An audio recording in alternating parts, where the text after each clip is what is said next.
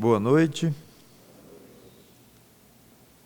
Vamos continuar nossa exposição em Atos, indo ao capítulo 2. Deixamos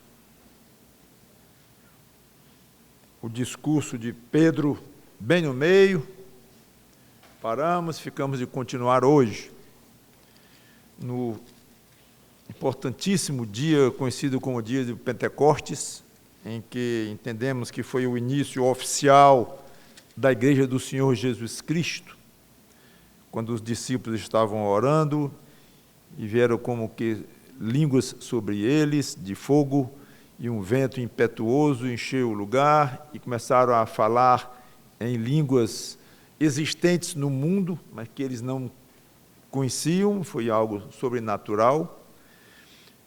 E parece que deixaram o local onde eles estavam e foram ou pelas ruas ou foram diretamente para o templo em Jerusalém, não sabemos, mas já o vemos então com uma multidão ao redor, pessoas ao redor, admiradíssimas, o que está acontecendo? Aí alguns diziam, eles estão bêbados, falando em línguas. Os outros diziam, não, mas estão falando em línguas que nós conhecemos, porque havia judeus de toda parte do mundo ali, reunidos em Jerusalém.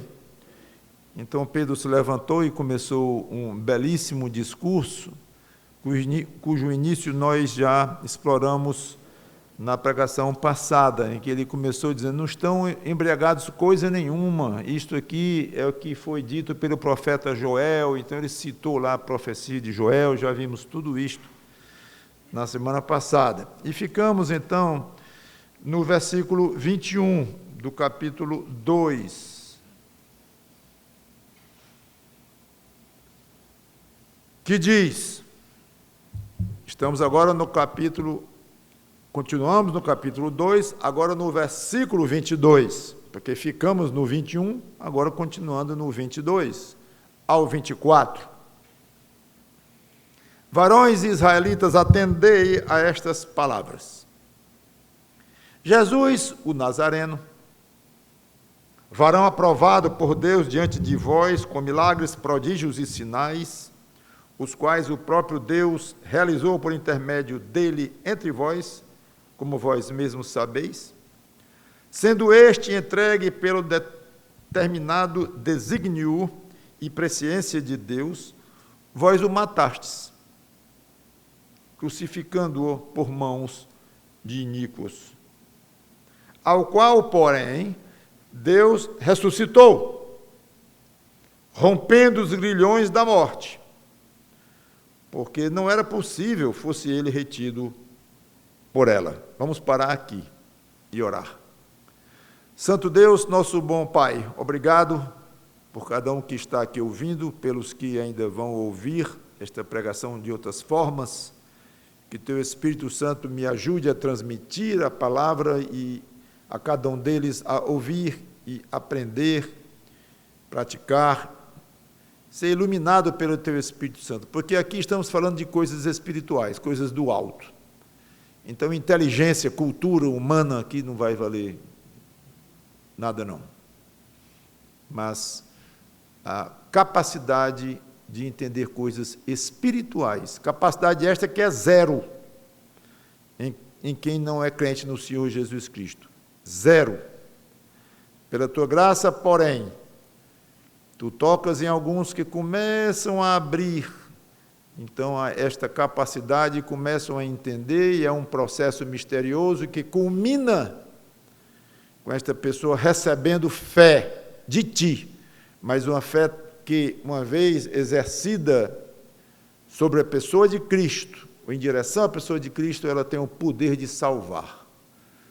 Então, é esta fé que eu peço que Tu transmitas a quem não tem, e que vai ouvir esta pregação. Quanto a nós que já tivemos a felicidade de receber, cada um a sua fé, muito obrigado, e que cresçamos nos exercícios das coisas do alto. Em nome do Senhor Jesus Cristo. Amém. Eu terminei a pregação passada lembrando que Pedro falou em salvação. Falou do profeta Joel, de juízos que iria acontecer, julgamento nos últimos dias, no dia do Senhor, e fogo, fumaça, lua, sol seriam afetados, vimos isso tudo.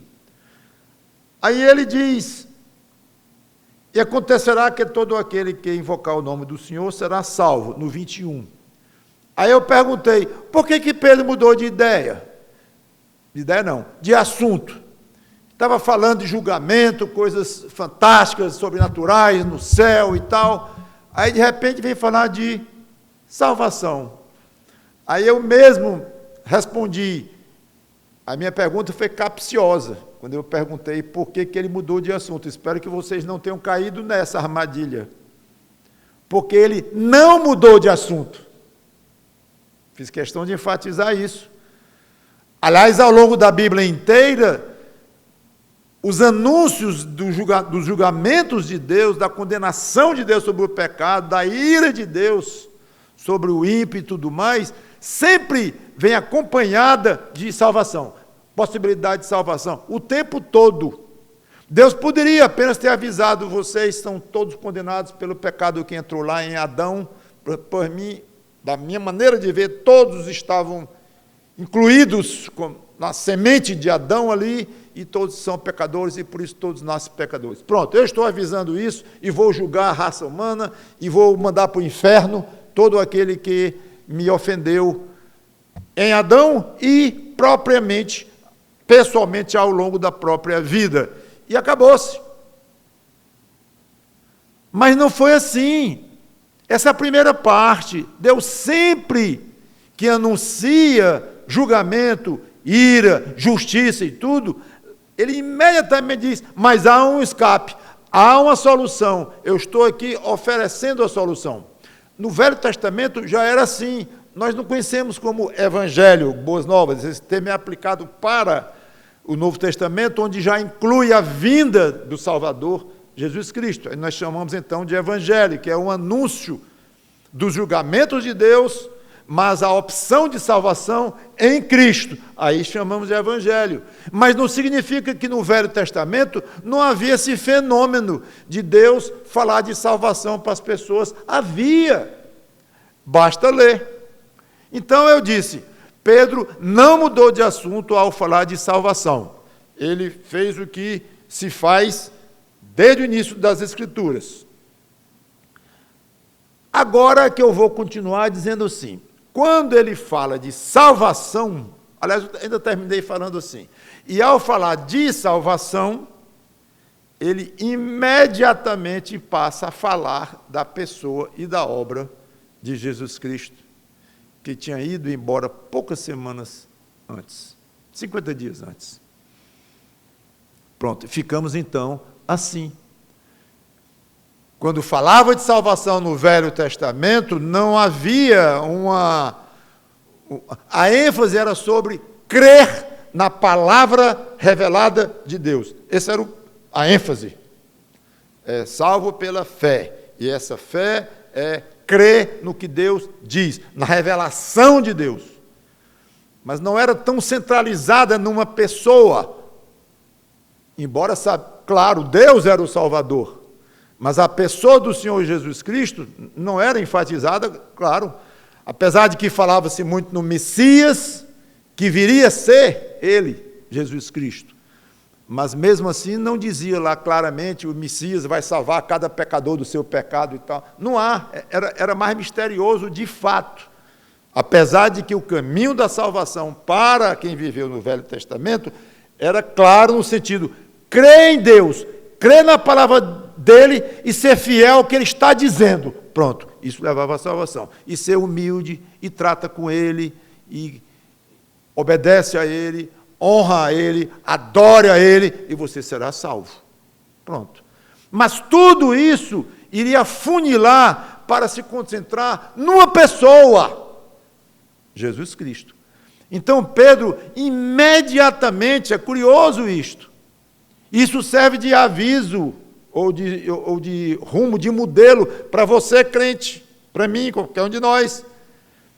quando falar de salvação de alma, quando o assunto for esse, céu, inferno, estiver num cemitério, no enterro de alguém, seja lá o que for, e que vier à tona a questão salvação humana, não perca tempo. Olha o exemplo de Pedro, vá imediatamente, não perca tempo. Repito, talvez nunca mais você vai ter contato com aquela pessoa, não vai ter uma outra oportunidade, não perca tempo. Vá direto para a pessoa do Senhor Jesus Cristo. Você sabia que essa é uma das marcas registradas de um crente?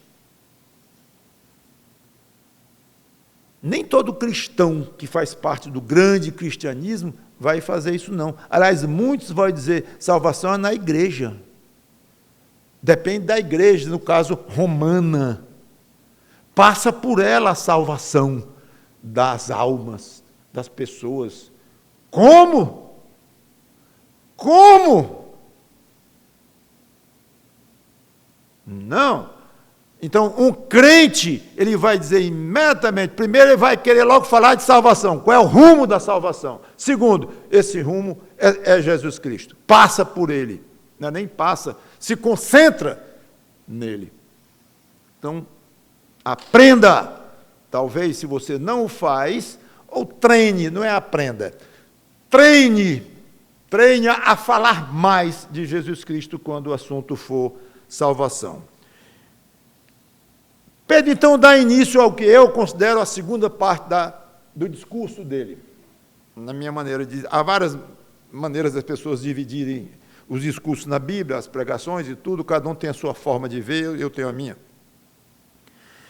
Então, na minha opinião, aqui ele começou a segunda parte do discurso dele, que vai do 22, onde nós começamos agora, até o 36, que é o final do discurso.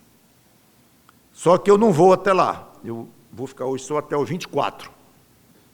Não estou com muita pressa. Eu quero é que vocês aprendam a vasculhar, a mergulhar, a botar uma lente de aumento em cima de palavras básicas da Bíblia. Aqui é o discurso de Pedro com a igreja do Senhor Jesus Cristo nascendo no próprio dia. No próprio dia. Então, é muito importante verificarmos cada detalhe aqui. Observem que ele começou o discurso dele, no versículo 14, e eu observei isso quando falei. Então se levantou Pedro com os 11, e erguendo a voz, advertiu-os. Já vemos muita solenidade da parte de Pedro. Até, lembro que eu te disse, um pescador, simples, homem letrado, e que estava sem o líder dele de anos, o próprio Jesus Cristo, tinha ido embora, estava ali, num momento confuso, difícil, complicado, traumático, e ele com muita moral. Pedro, o próprio, não é aquele Pedro que covardemente diz, não, eu não sei quem ele é, não. É ele mesmo.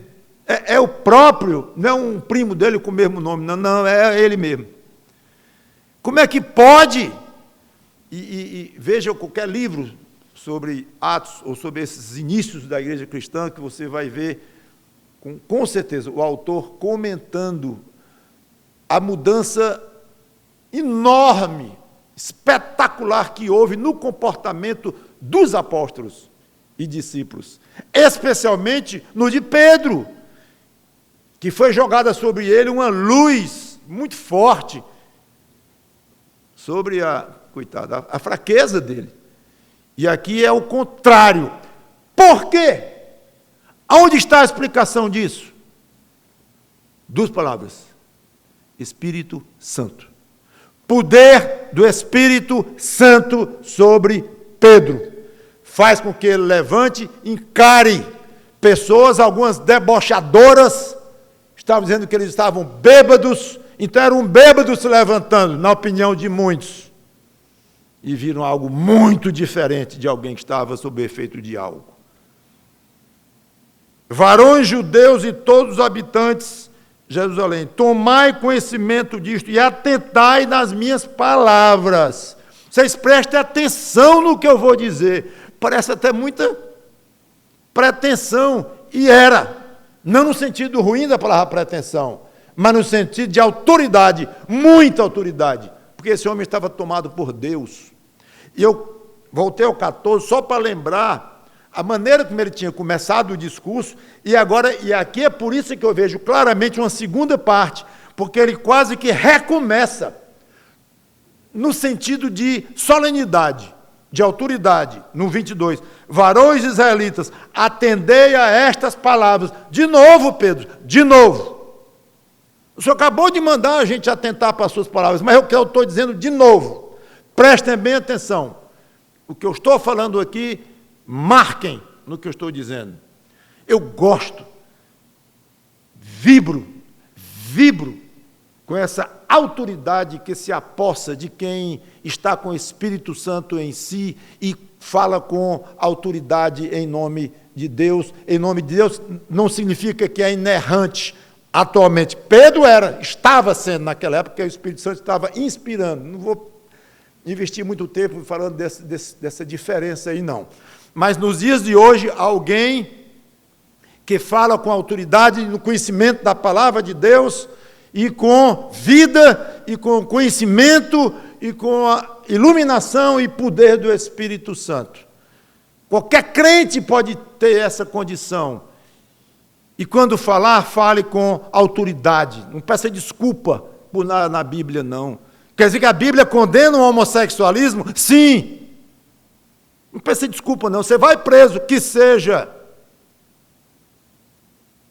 É assim. Quer dizer que a Bíblia diz que o marido é o cabeça da mulher? Você não pode estar... É isso mesmo, é. Eu estou afirmando que é. Você não vai dizer isso para criar polêmica, para criar confusão, para ser preso, que brevemente será. Imagino eu. Está se fechando muito o cerco. Então, não é para criar polêmica, não é para ir atrás de confusão. Não. Mas na hora de dizer se é necessário, se é importante, diga, seja ousado. Quer dizer que você é crente em Jesus Cristo e afirme que vai para o céu? É muita pretensão, né? É muita arrogância sua. Quem és tu para dizer que sabe que vai para o céu? Você pensa que é fácil encarar um grupo de pessoas, ou muitas pessoas, ou uma só, dizendo algo assim? Não, é porque eu acho... Não. Eu estou afirmando que eu vou para o céu em nome de Jesus Cristo, ok? Com base na autoridade das Escrituras, eu estou afirmando isto.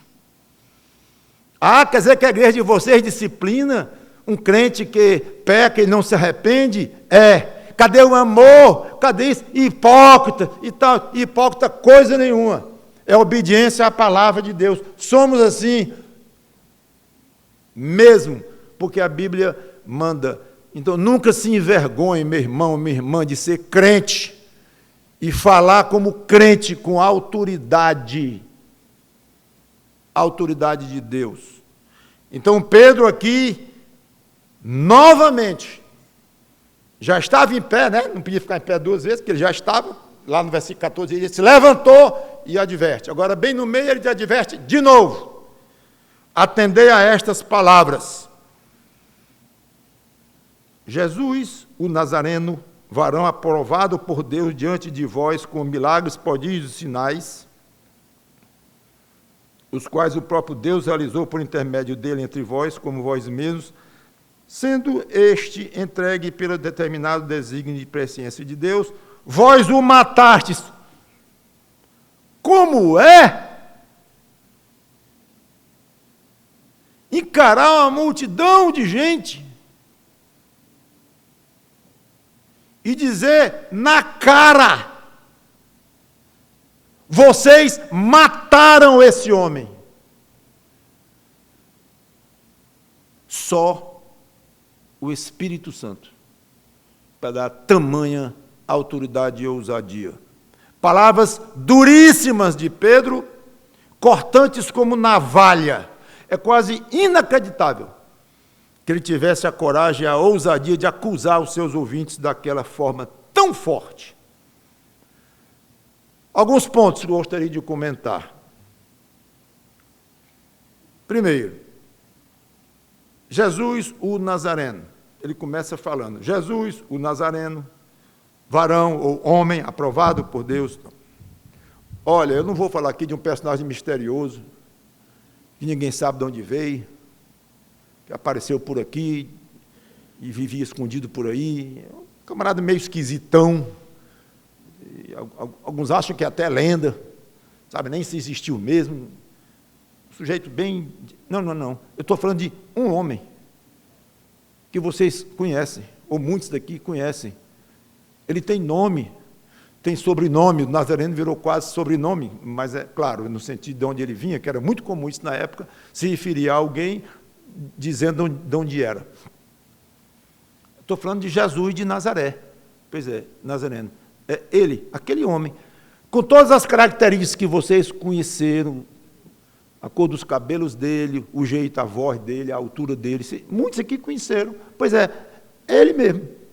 Estou falando precisamente dele. Se você gostava dele, se não gostava, se apoiava, se não apoiava,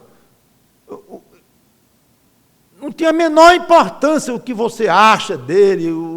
Não. O que interessa é o seguinte, eu estou falando dele. E preste atenção no que eu vou falar dele. Este é o tema agora da minha palavra daqui para frente. É o que Pedro diz. Preste atenção, que eu vou falar de Jesus de Nazaré. A gente se acostuma a ler, né? Isso várias vezes, e muitas vezes não nos chama atenção fatos assim. Mas isso não é pouca coisa. Você deve ter ouvido, não sei, eu já vi. Não, eu creio em Deus. Deus eu creio, lógico, Criador, tem que ter um Criador esse mundo, né? Acredito em Deus, acredito que Ele manda a gente ser bom, né? Ajudar os outros e tal, pois é. Jesus, não, esse Jesus aí, né, um homem bom e tudo, não, eu vi parentes meus dizendo assim. Não, esse aí não. Nem venha. Então, é muito forte o ponto em que Pedro diz o que eu vou dizer aqui. Eu vou dizer coisas grandes deste homem, coisas fortes, significativas demais, misteriosíssimas. Muito bem, pois eu estou falando de Jesus de Nazaré. Não, eu não acredito que aquele camarada que eu conheci é esse que está falando aqui. Fique à vontade. Mas eu vou falar dele. Então fale de Jesus de Nazaré. É ele próprio. Segundo, Jesus não tinha um ministério por conta própria, individual. Não é alguém que sai se auto-intitulando o tal, ou o Salvador, ou seja lá, como de vez em quando aparece um aí, que diz que é isso, que é aquilo. Então ele não chegou lá com um ministério diferente e falando mal, como eles interpretavam, né? Os fariseus interpretavam que ele falava mal da lei, falava mal do templo, chegou aqui todo diferentão e cismou regimentou aí uns apóstolos, uns pescadores aí, nossa, meio esquisito, fazia uns milagres aí, era meio curandeiro também. Pedro destrói qualquer tipo de ideia parecida com essa daí. Destrói, não fica pedra sobre pedra, ele destrói tudinho. Não. O próprio Deus o tinha enviado e estava com ele. Jesus, o Nazareno, varão aprovado por Deus.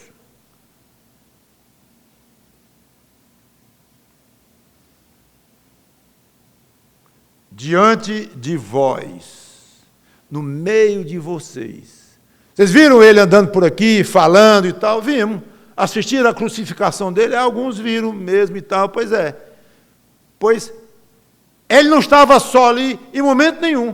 Ele estava entre vocês. Sim. Mas por trás dele era o próprio Deus que o havia enviado. Já começou a falar coisas misteriosas desse Jesus de Nazaré, bem diferentes.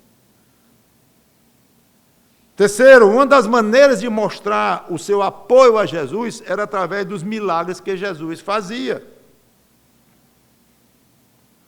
Quando eu preguei, falei no versículo 19, Pedro citando as palavras de Joel, na parte que diz assim, citando a profecia: mostrarei prodígios em cima, no céu, e sinais embaixo na terra e tal.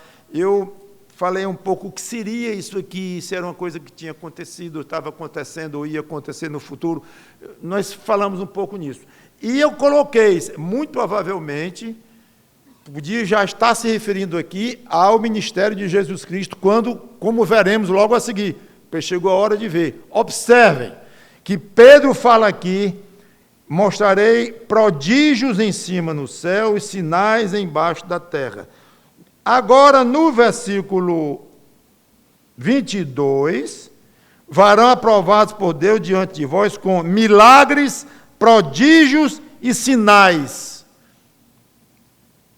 As duas palavras que Pedro citou como sendo uma citação de Joel estão aqui, agora falando diretamente do ministério de Jesus Cristo. Então, provavelmente, tudo indica, é quase óbvio, que quando Joel falou, uns 600 anos antes de Cristo, mais ou menos, e falou dessa parte aí, os milagres que Jesus fez enquanto esteve na terra estavam incluídos aqui. E creio eu, como disse na mensagem passada, não somente esses milagres de Jesus, mas muitos outros que aconteceram ao longo da própria história relatada em Atos, como comentei. Então, a fonte, a origem dos sinais de Jesus era o próprio Deus. Não, mas é claro, né? Alguém que chegou e fez tantos milagres, alguns públicos, todo mundo vendo, Pedro não precisava nem dizer que vinha de Deus. Não precisava dizer? Vocês estão esquecendo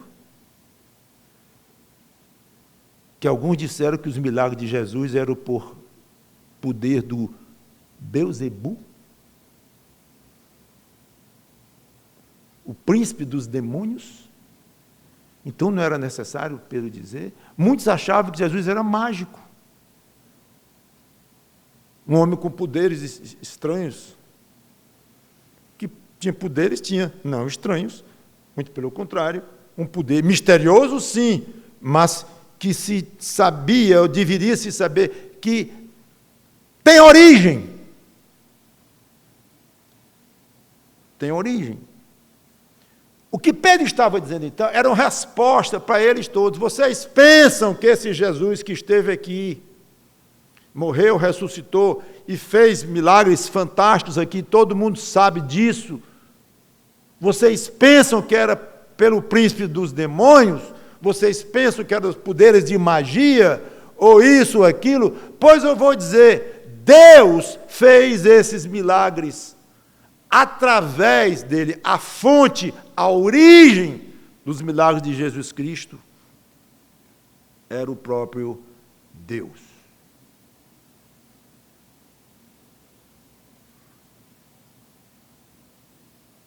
Acontecem milagres hoje, ou coisas sobrenaturais, sim, muitas. E parece que alguns são abertos à ideia de que é uma coisa sobrenatural, e tal, vem de Deus. Uma coisa fantástica, diferente, só pode ser de Deus, algo totalmente diferente do comum, que vai contra o curso da natureza, é de Deus. Não é. Imagine um pai chegando para buscar o filho no colégio e o filhinho dele, pequenininho, está lá, ou a filhinha, está comendo um chocolate.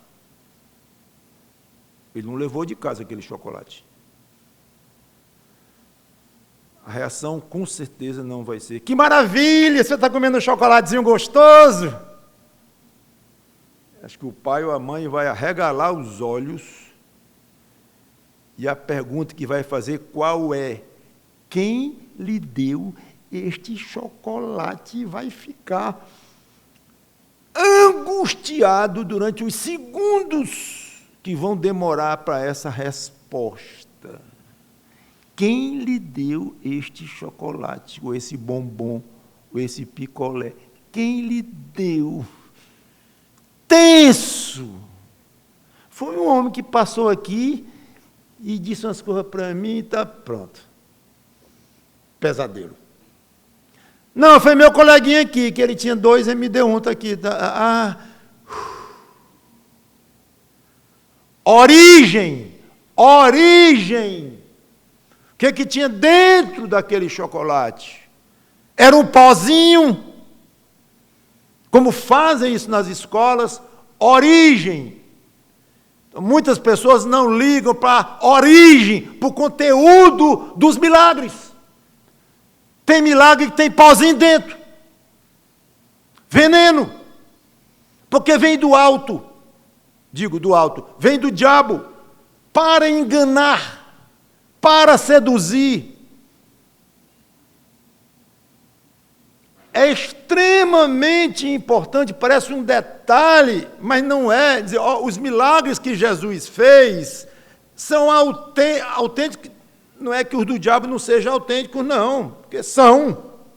Mas eles vêm de Deus, eles têm a chancela, têm o carimbo, têm impressão digital do próprio Deus. São milagres saudáveis, milagres que têm um propósito benigno. O próprio Criador fez esses milagres através daquele homem, Jesus de Nazaré. Não foi de Beelzebul, não foi do diabo ou ninguém mais. Muito importante isso. Você acha que a aplicação do que eu estou dizendo é só para quem não tem Cristo como Salvador, para quem não é crente? O que tem de crente ingênuo, meu Deus do céu, das minhas mais preocupações que eu tenho, como pastor, quando oro e penso nos crentes e coisas assim, especialmente, claro, vocês e tudo, esse negócio da ingenuidade. É muito comum. Quantas vezes eu conversei com membros da igreja, ou essa da outra que eu fui pastor. Pastor, tu viu um negócio fantástico. O que você viu? Aí eu vi um relatório disso, eu vi aquilo, uma prima minha estava não sei onde, viu uma visão que não sei o quê. E aí, o que a irmã está achando? O irmão aí, isso vem de Deus, é claro, não é pastor. Está complicado. Outro dia não, faz tempo, um recém-convertido, rapaz inteligente, cheguei na casa dele, pastor Mauro, esse negócio de sonho, o que houve? Ele disse, eu vejo quando eu tenho sonhos que acontecem. Antes da minha conversão, por exemplo, vou dar só um exemplo, eu acordei, estava ali no jardim, tinha uma casa grande, no Rador Moreira ali, muro alto, aí uma pancada, pá, lá fora. O jardineiro saiu correndo. Aí ele diz assim, foi um chevette branco que bateu. Aí o jardineiro volta os olhos. Como é que o senhor sabe que era um chevette branco? Porque eu sonhei. E esse homem era sério, como eu disse. Tinha andado em espiritismo e tudo antes da conversão. E esse não era ingênuo, era muito curioso, queria saber as coisas, claro, até onde pudesse saber, e me perguntou, querendo conhecer, pastor Mauro, qual é a sua opinião sobre o assunto? Isso é de Deus? Isso é do diabo? Como é isto? Digo, excelente pergunta. E entramos numa boa conversa sobre o assunto, que não é fácil distinguir e definir, mas às vezes é muito fácil, outras vezes nem tanto. E o que eu quero dizer com isso é o cuidado dele. Porque, não, é claro que veio de Deus, então eu sou um homem que eu tenho o dom de sonhar e acontecer, eu tenho esse dom que recebi de Deus. Não, ele ficou desconfiadíssimo e fez muito bem, especialmente tendo passado por terreiros como ele havia passado e tudo mais. Tinha andado bem longe, antes da conversão dele. Então, é um assunto misterioso, essa questão de milagres, sim. Alguns vêm mesmo de Deus, embora estejamos vivendo uma época discreta da parte de Deus em termos de realização de milagres que nós possamos ver ao nosso redor, pelo menos no nosso contexto de vida aqui. Não sei outras partes do mundo, o mundo é muito vasto, é muito grande, e Deus é Deus. Mas até onde nós podemos ver, e o próprio Novo Testamento não tem nenhuma pista de que milagres que ocorreram com Jesus Cristo e com apóstolos, durante, inclusive, como eu falei, até o próprio relato do livro de Atos e tudo, que isso não ia continuar, não. Algumas cartas de Paulo, que ele já estava velho, mostram uma diminuição, tudo indica. Ele disse para Timóteo, toma alguma coisa para o teu estômago. Remédio, como fosse um remédio, era vinho, no caso, por causa dos problemas de estômago. Porque não curou ele. Então, há indicações de que os milagres estavam diminuindo e que serviram para um propósito de uma certa época em que o Novo Testamento não estava completo, o cânon da Bíblia, que é o Velho Testamento e o Novo Testamento. Então, fiquem atentos para essa questão de milagres, não sejam ingênuos, também não sejam incrédulos. Milagre, nem pensar, não existe mais, existe, Deus pode fazer, na hora que Ele quiser, do modo que Ele quiser, não coloque Deus numa caixa. A não ser que seja contra a palavra dele, aí não é colocar numa caixa, pelo contrário, é seguir o que Ele mesmo já colocou. Mas nem tudo a gente pode comparar com a Bíblia, nem tudo está na Bíblia, ou deixa de... nem tudo que está lá, nem tudo que Deus vai fazer está na Bíblia. Então, é complicado isso, ok? Só quero alertar vocês. Eu não queria um povo ingênuo nesta igreja. Gostaria muito. Não estou dizendo que vocês são, não. Estou querendo evitar que sejam. Só isso. Alguns podem ser mais. Eu posso ser ingênuo em alguns momentos, certamente já fui. Qualquer um de nós. Então, isso aqui não se constitui eu apontando o dedo para vocês são um bando de ingênuos. Não pode ser assim. Absolutamente não. De jeito nenhum. Cada um tem, essa é uma questão muito pessoal de cada um. Eu estou querendo ajudar e alertar cada um de vocês, e a mim próprio. Claro, todos somos alvos dos ataques do diabo para nos enfraquecer e nos derrubar. Claro, mas... Quarto ponto. É importante isso. O que Pedro falou até aqui, até esse ponto, já era suficiente para ele sugerir, ou talvez até afirmar, que esse Jesus de Nazaré, este homem, ou aquele homem, era o tão esperado Messias. O ungido de Deus, que é o que significa literalmente Messias. Messias é uma palavra transliterada do hebraico. Como Cristo é também uma palavra transliterada do hebraico, que significa a mesma coisa em português, que é ungido. Escolhido de Deus e poderoso em obras. Então, na cabeça de muitos judeus já podia, e Pedro não disse aqui ainda, mas já podia estar entrando na mente de alguns a ideia de se... Ele está falando do Messias. Quinto ponto, ele foi entregue pelo determinado desígnio e presciência de Deus, versículo 23. Olha, Jesus foi traído? Foi. Mas, às vezes, a ideia de traição pode vir com uma ideia de surpresa. Rapaz, como é que você faz isso comigo? Tudo que eu fiz por você, rapaz, eu estou aqui sem palavras. Então, muitas vezes, uma traição vem acompanhada do elemento surpresa. Pois bem, este elemento surpresa não houve em Jesus Cristo com relação a Judas, a traição. Então, é legítimo dizer que Jesus Cristo foi traído? Sim, porque alguém que estava com ele o vendeu e o entregou, negociou sobre a vida dele. Foi uma traição, ok? Mas o aspecto de surpresa, deixar Jesus boquiaberto, não, ele sabia, estava tudo previsto. Muito menos Jesus foi um fracassado buscando adeptos, que coitadinho, terminou morrendo numa cruz. Deu tudo errado para ele.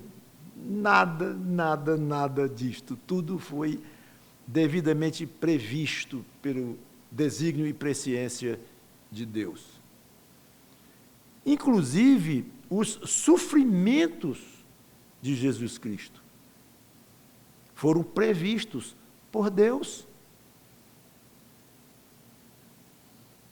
Tem várias passagens, eu vou ler só um. Atos 17, 3. Tem 4 passagens aqui, depois vocês vejam no site se que querem descer mais a detalhes.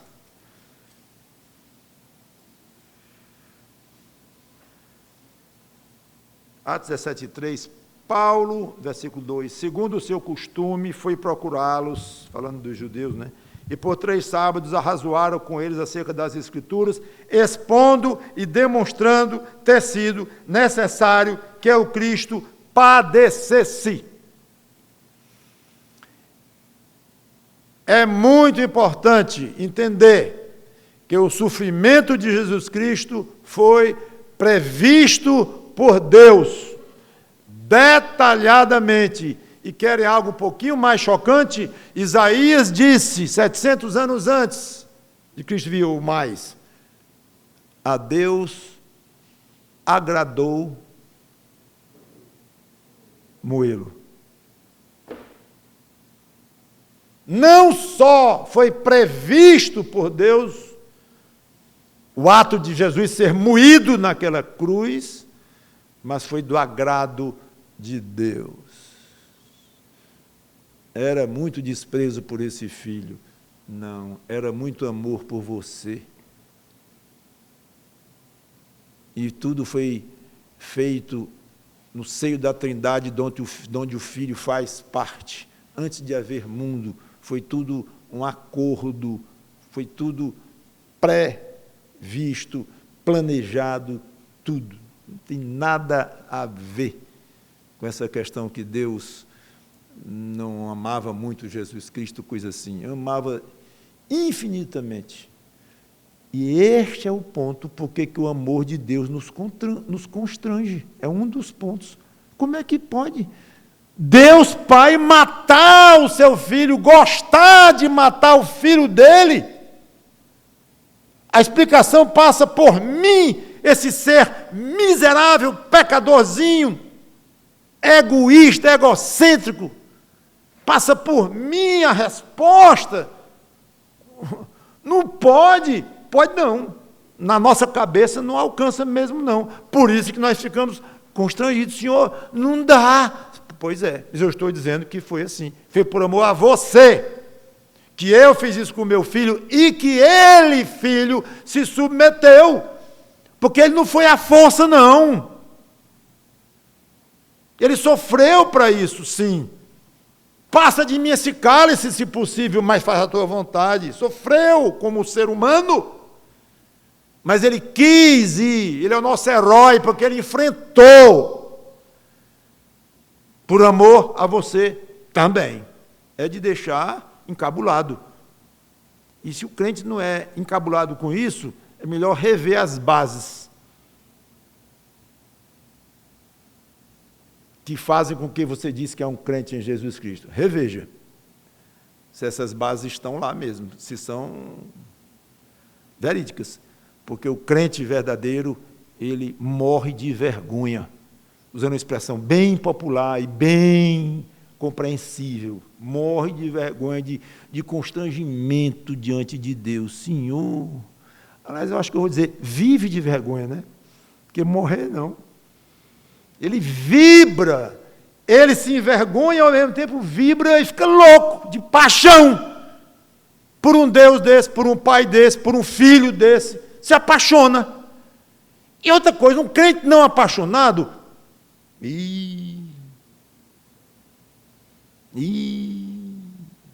vou ficar com esse i.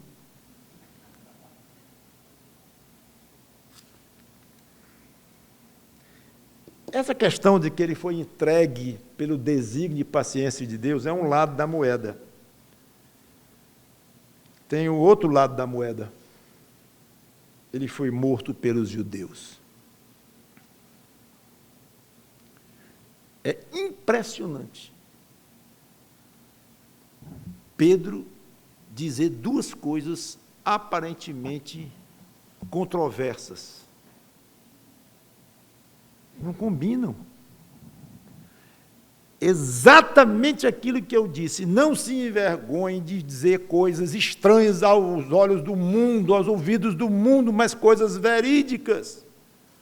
Como já dei alguns exemplos no início. Aqui está um belo exemplo. Não, eu não falo de eleição.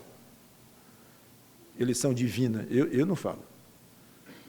Porque na hora que eu disser que Deus elege uns, Deus é malvado. Como é que eu vou ficar? Quer dizer que Deus escolhe uns e não escolhe outros? É isso? É. Então como é que ele responsabiliza quem não aceita Jesus Cristo, se a pessoa não é eleita? Pergunta boa, racional. Pois é. Então ele vai me botar na parede rapidamente. Vai.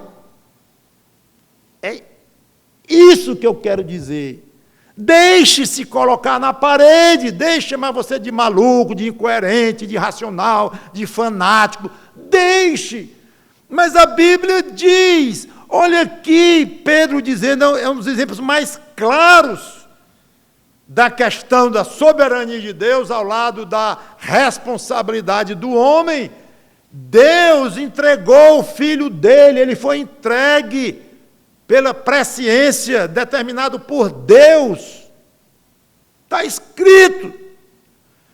Pedro não pede a menor licença para dizer na mesma frase, talvez no mesmo fôlego, vocês mataram Jesus de Nazaré. Talvez alguns tenham dito, esse camarada está bêbado mesmo.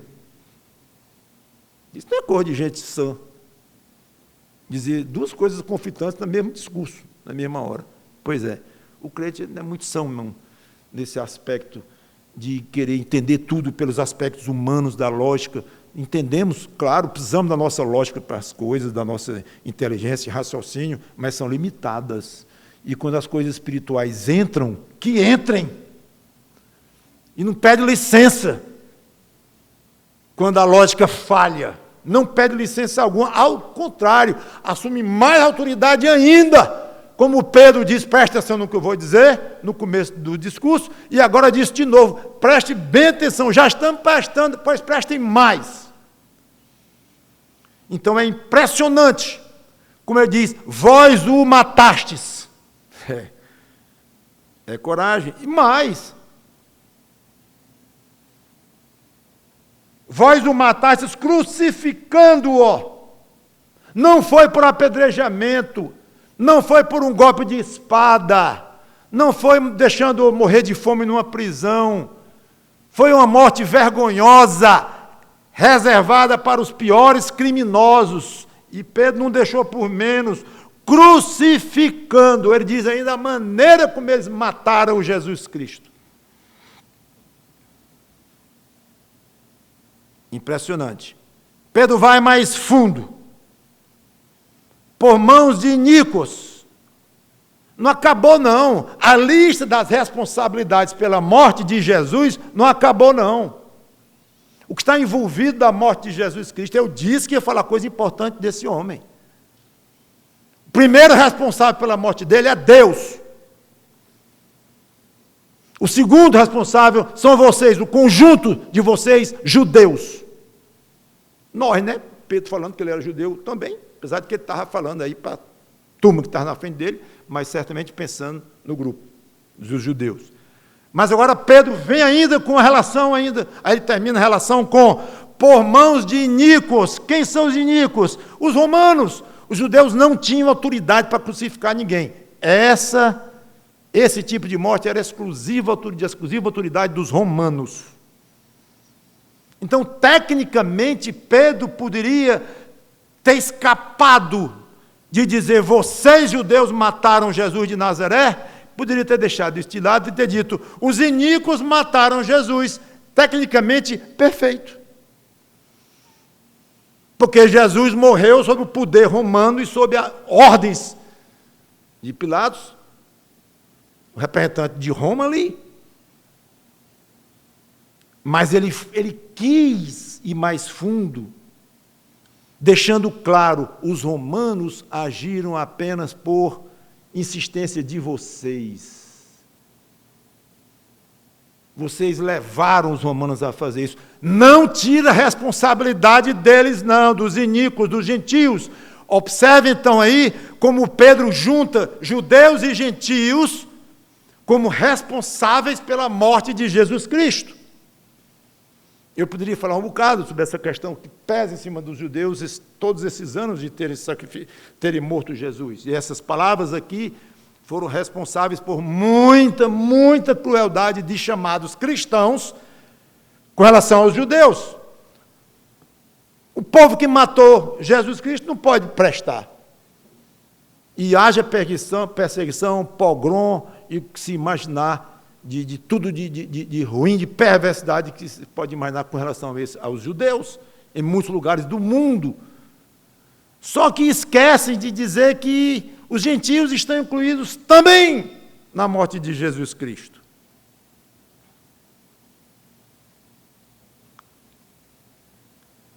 Eu não vou desenvolver essa questão da responsabilidade do homem e a soberania de Deus. Quero encerrar.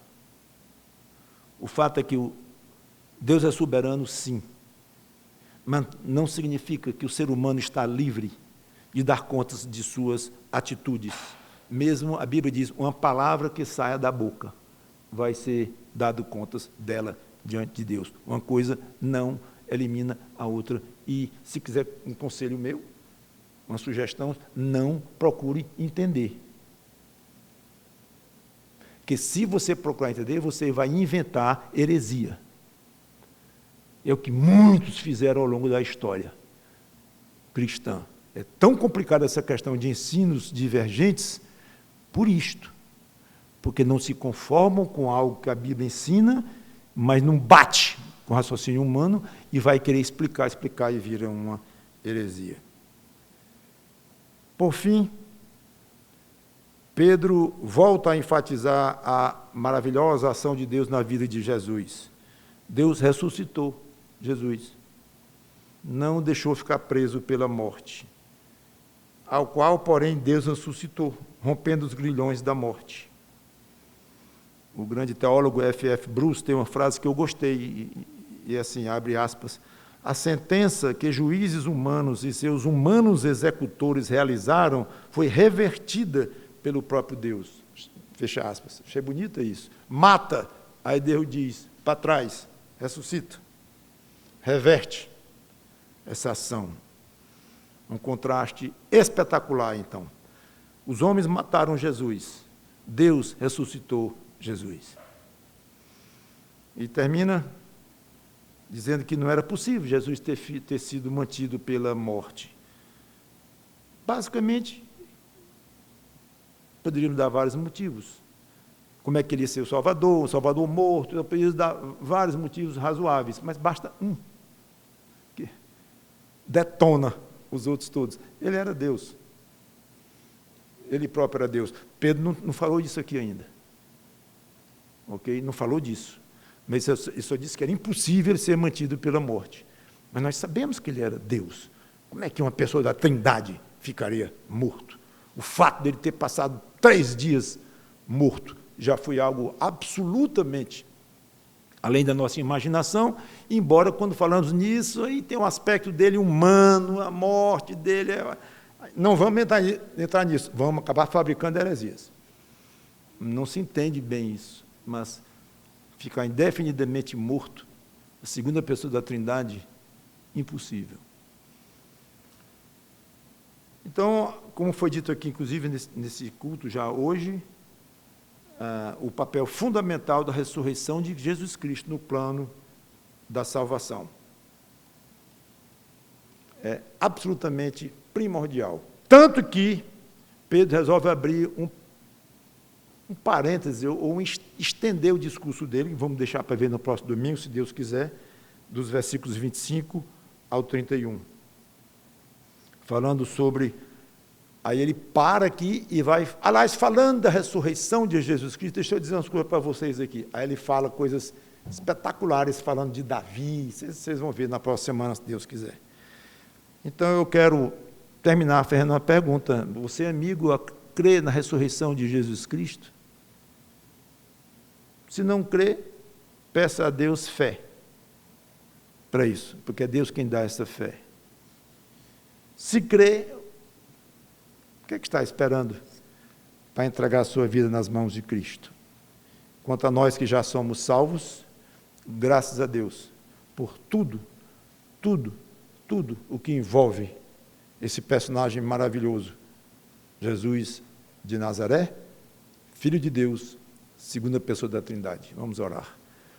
Obrigado, Senhor Deus, pela Tua palavra, que o Teu Espírito Santo haja poderosamente em nós, para a Tua honra e Tua glória, em nome do Senhor Jesus Cristo. Amém.